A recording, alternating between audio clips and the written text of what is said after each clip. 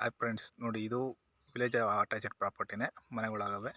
ಈ ಮನೆವರೆಗೂ concrete road ಆಗೈತೆ. ಇದೇ ಜಮೀನು ಇಲ್ಲಿವರೆಗೂ ಮೋರಿ ಬಂದೈತೆ.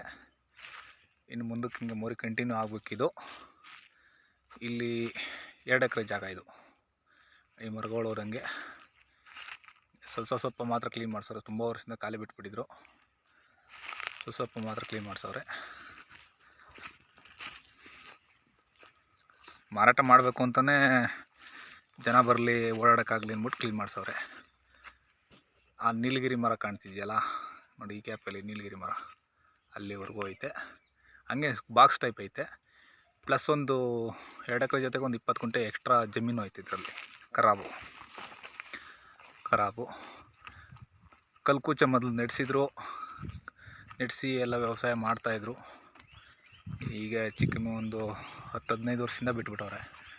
ತೆಂಗಿನ ಮರಗಳು ತೋಟ ಸಾಕ್ಷಿಗೆ ವ್ಯವಸಾಯ ಮಾಡ್ತಿದ್ರು ಬಿಟ್ಬಿಟ್ಟವ್ರೆ. ಇದು ಕಾಂಪೌಂಡು ಕಲ್ಕಂಬಗಳು ಹಾಕಿರೋಂಥದ್ದು.